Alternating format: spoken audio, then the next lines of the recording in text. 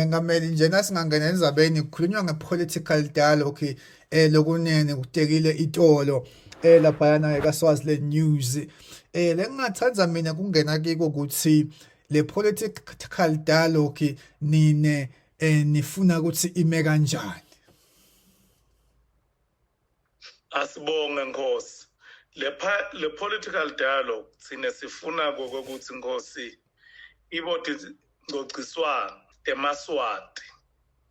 kube bethe liswati lelikhulu neliswati lelincane wonke umuvo walolonke liswati uvakale kungaleso sizathu Nkosi lokuthi sikwenda kube sobala ukuthi esibayeni senvotes akasiyi angeke sithi sikhuluma silingana Nkosi ngibe ngihlele emcubeni wakakho siya lapho khona wonke umuntu lotawufika kubena umbono utawuhlala esitulweni itulo letilinganako kukhulunywe ikakhulu lesikufunako ke thina nalesikubhekile kuletingcociswana ngokuthi netinhlangothi eziveni Nkosi simaswati lesikhathi lesitse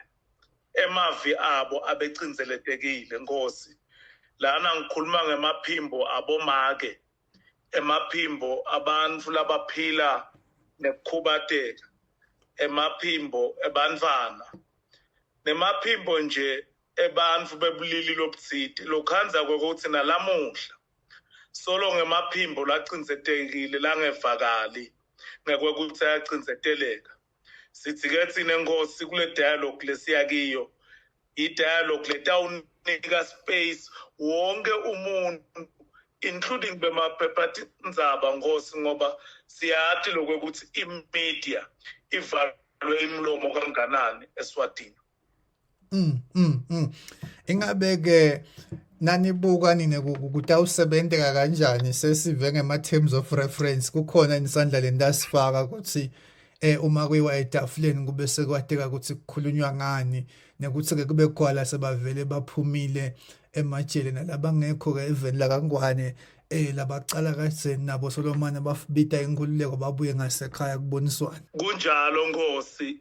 sikhona sala lestasifaka futhi sanza lestasifaka kuvakale kodwa kasicacise Nkosi lokuthi letingoni timbili la kunalengoni yema-terms of reference lesitayifaka siyihambise ifike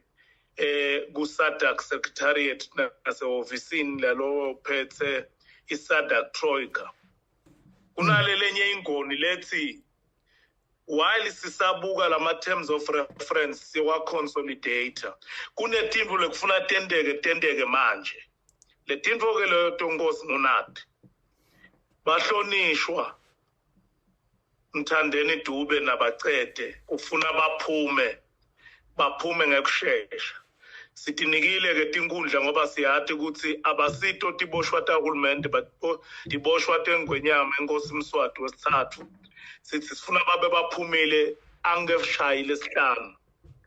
sithi sifuna ukuthi Mbedzi waseNingizimu Afrika abe asakhishiwe wabise-11 lakubo